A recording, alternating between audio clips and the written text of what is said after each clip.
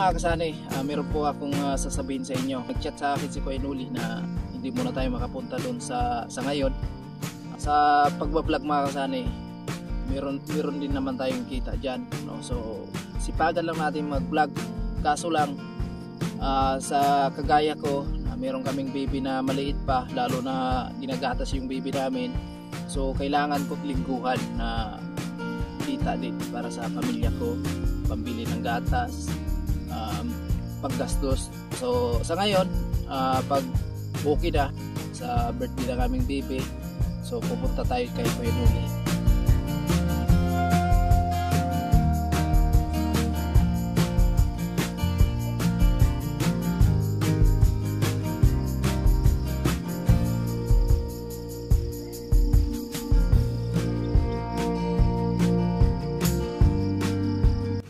Yo mga kasanay, good morning! Welcome sa panibagong video na ating pagsamahan ngayon. So mga kasanay, nandito tayo sa kanila ni Mama sa San Pascual.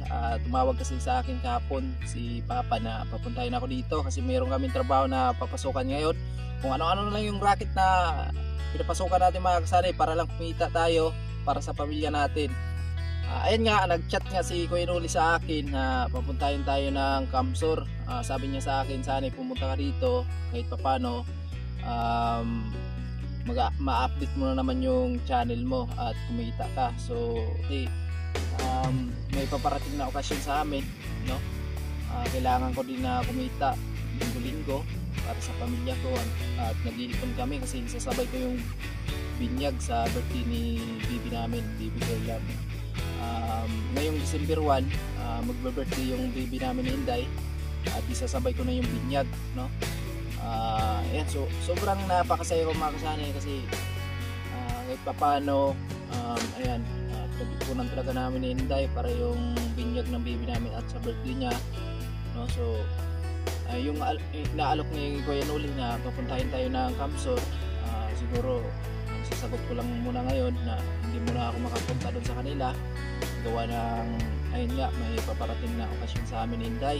Tsaka na lang siguro pag liwas na lang ng birthday ng anak namin, siguro makapunta tayo doon. Ayan, maraming salamat talaga Kuya Noli sa walang sawang suporta. Ayan, so tapos puso ako nagpapasalamat sa lahat ng sumusuporta, lalo sa mga nanonood sa atin, sa lahat ng minamahal nating viewers, sa mga FW, mga sponsor. So ingat lang tayo mga kasani at super thankful po talaga sa patuloy na papanood at suporta. So kahit paano, minsan lang tayo nag-upload dito sa ating channel, talagang nanonood kayo at lagi kayong naghihintay sa mga update natin.